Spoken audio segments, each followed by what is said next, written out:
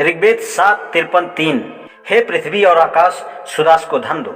साथियों, ऋग्वेद से पता चलता है कि सुदास आर्य था, क्षत्रिय था और महाशक्तिशाली राजा था। महाभारत एक नई बात बताती है कि वह शूद्र था।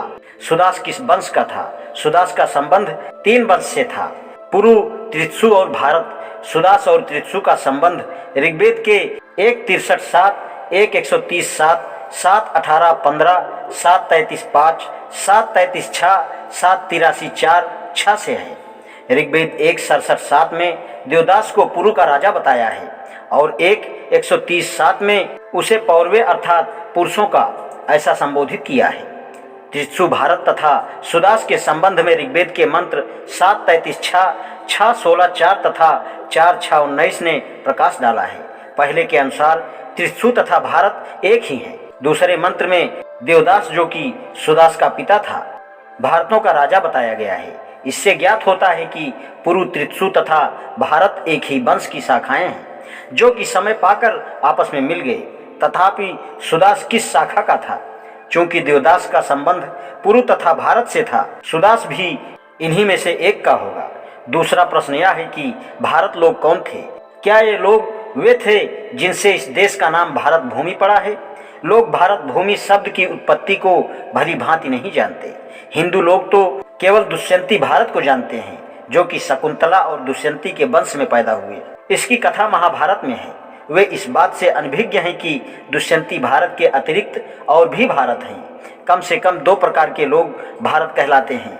एक जिनका वर्णन महाभारत में है अर्थात दुष्यंती भारत, और दूसरे जिनका वर्णन ऋग्वेद में है, जो कि मनु के वंश में उत्पन्न हुए, जिनमें सुदास भी था।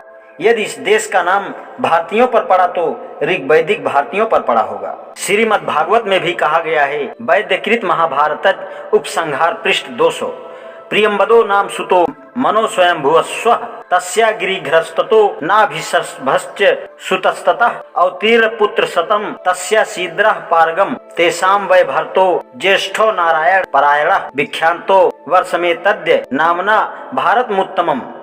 स्वयंभु के पुत्र मनु का लड़का प्रियंबदा था। उसका लड़का अग्रीघ्र हुआ, उसका पुत्र नाभि और उसका पुत्र ऋषभ हुआ। ऋषभ के 100 पुत्र हुए, जो सब वेदविद्य थे। उनमें भारत ज्येष्ठ था। वह नारायण का भक्त था और उसी के नाम पर इस उत्तम देश का नाम भारत पड़ा। उपरोक्त बात से पता चलता है कि सुदास कैसे प्रतापी वंश में से था। अब देखना यह है कि सुदास आर्य थे या नहीं। भारत लोग आर्य थे, तब सुदास को भी आर्य होना चाहिए। ऋग्वेद 7:18-7 में लिखा है कि इंद्र ने आर्यों के गाय त्रित्सुओं को मारकर छीन ली। इससे यह कहा जाता है कि त्रित्सु आर्य नहीं थे। गृत्य इस बात पर बहुत परेशान हुए, परंतु वे यह भूल गए कि ऋग्वेद के अनुसार आर्य 2 प्रकार के थे, अतएव त्रित्सुओं का भी आर्य होना संभव है। अंतिम प्रश्न है कि शूद्र का अर्थ क्या है? यह जाति थी अथवा वंश था? वैदिक समाज के विधान का अनुसंधान अभी पूरी तौर से नहीं हुआ। उस समय आर्य लोग छोटे छोटे भागों में विभाजित थे। प्रत्येक विष के लोग आपस में रिश्तेदार होते थे। प्रत्येक विष में कई वंश होते थे। अतएव शूद्र जाति का अथवा विष या वंश का नाम निश्चित रूप से नहीं कहा जा सकता। प्रोफेसर वेबर का कथन है कि शूद्र आर्यों के यज्ञों में बुलाए जाते थे और आर्य भाषा बोलते थे। अतएव शूद्र एक आर्य जाति का नाम था, जो कि हिंदुस्तान में दूसरे आर्यों से पहले आए। अतएव यह निस्संदेह सिद्ध है कि शूद्र आर्य थे और क्षत्रिय थे।